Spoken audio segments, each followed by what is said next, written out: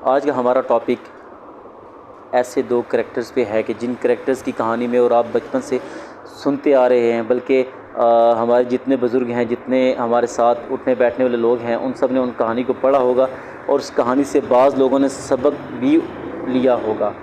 लेकिन मैं उस कहानी की तरफ बढ़ने से पहले, उस टॉपिक की तरफ बढ़ने से पहले आप तमाम लोगों से गुजारिश करता हूँ कि हमारे इस चैनल को सब्सक्राइब कर लें और इसके साथ साथ इस बेल आइकन को भी दबा लें ताकि हमारे आने वाले तमाम वीडियोस आप तमाम लोगों के पास पहुँच सकें। हो सकता है कि ये वीडियो हमारी आपका मुकद्दर बदल दे। हमारी आज की वीडियो है इन दो करैक्टर्स पर, इन दो जानवरों पर। जी हाँ, हमारी आज की वीडियो है खरगोश और कछुए पर। आप लोगों ने खरगोश और कछुए की कहानी तो सुनी होगी कि खरगोश भागता है, दोनों की रेस लगती है आपस में। रेस लगने के बाद खरगोश और कछुआ दोनों रेस स्टार्ट करते हैं। खरगोश सो जाता है, कछुआ आहिस्ता आहिस्ता आहिस्ता चलते चलते अपनी मंजिल के पास पहुंचता है और जीत जाता है। लेकिन इसके बाद मैं आप लोगों के लिए लेकर आया हूं इसी कहानी का नया वर्जन। जी, वो नया वर्जन क्या है? उस कहानी में खरगोश और कछुआ दोनों एक ही सिमत में भागे थे, एक ही रो में भागे थे। अब इस कहानी में कछुए और खरगोश ने एक कहानी में नहीं भागना। जी हाँ, कछुए और खरगोश की फिर से कछुए और खरगोश की फिर से स्टार्ट हो गई, रेस स्टार्ट हो गई। अच्छा, इस बार कछुए और खरगोश दोनों ने फ़ैसला किया कि हम दोनों अपोजिट सिमत में भागेंगे, यानी कि खरगोश इस तरफ जाएगा और जो कछुआ है वो इस तरफ जाएगा।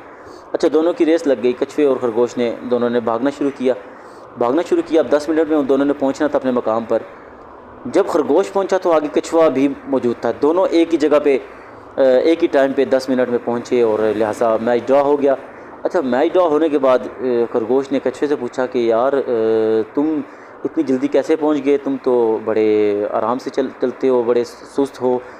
तो कछुए ने कहा, मैं तो चलो बात की बात है, लेकिन तुम कैसे मेरे से पहले पहुंच गए या मेरे साथ पहुंच गए?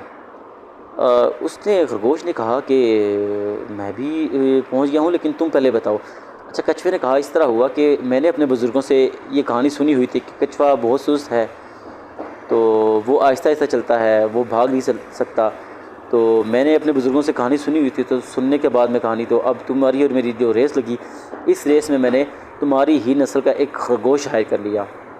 जी हाँ, मैंने तुम्हारी ही नस्ल का एक खरगोश हायर कर लिया और उस खरगोश ने मुझे अपने कंधे पर उठाया और यहाँ मंजिल तक लेकर आया और मैं तुम्हारे टाइम पर ही पहुँचा। अब तुम बताओ, तुम कैसे पहुँचे? जबकि तुम तो तुम्हारी नस्ल के लोग या खरगोश तो सो जाया करते थे, तो तुम कैसे पहुँचे? तुम सोए नहीं, रास्ते में साया भी था, रास्ते में दरख्त भी था, जगह भी अच्छी थी, तुम सोए नहीं।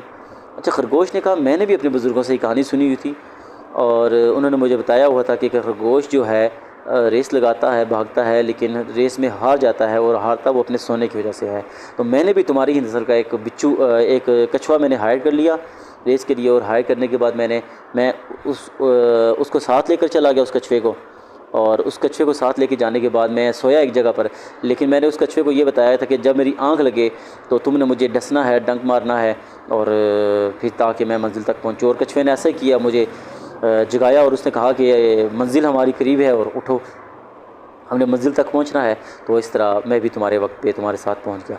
जी हाँ दोस्तों, हमें इस कहानी से सबक ये मिलता है कि हमारे साथ उठने बैठने वाले जो लोग हैं, जो हमारी सोबत है, वो हमारे लिए बहुत अहम किरदार अदा करती है। अगर कोई सुस्त इंसान है, कोई अनपढ़ इंसान है या कोई जाहिल इंसान है, अगर उसके साथ बैठा जाए, एक पढ़ा लिखा इंसान भी बैठे, तो मेरे ख़्याल से हफ़्ते 10 दिन के अंदर वो मेरे ख़्याल से उसी कैटेगरी का हो जाएगा, उसी तरह का हो जाएगा।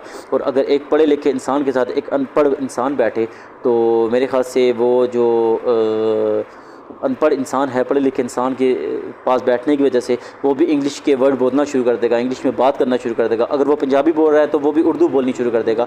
तो ये दोस्तों जो है सोबत का बहुत बड़ा असर होता है। जैसे आप लोगों ने जैसे कछुए ने खरगोश को हायर किया, खरगोश ने कछुए को हायर किया, इसी तरह जो इंसान अपने आप में किसी किस्म की कमी महसूस करता है, अगर कोई सुस्त है, अपने काम में लापरवाही करता है, तो अपना एक ज़िम्मेदार एक बंदा अपने साथ एक रख ले, अपना दोस्त, उस ज़िम्मेदार बंदे से दोस्ती लगा ले कि जो उसे बार बार पुश करता रहे कि यार तुमने ये करना है, तुमने वो काम करना है, वो काम टाइम पे करो। तो दोस्तों, अपनी सोहबत को सबसे पहले चेंज करें। आप हमेशा कामयाब लोगों में बैठेंगे तो कामयाब होंगे, और अगर नाकाम लोगों में बैठेंगे तो वो आपकी सोच को डेफ़िनेटली गलत साइड पे लेकर जाएंगे। आपको बोलेंगे कि यार आप फ़लाँ काम नहीं कर सकते, नहीं कर सकते, वो हकीकत में आप वो काम कर सकते भी हुए तो आप वो काम कभी नहीं करेंगे। तो लिहाजा आप हमेशा एक कामयाब आदमी में बैठें, बिज़नेसमैन आदमी में बैठें और करोड़पति इंसान में बैठे, ताकि आप लोगों में करोड़पति बनने की चाह पैदा हो। पढ़े लिखे इंसान में बैठे ताकि आप लोगों में पढ़ने की चाह पैदा हो।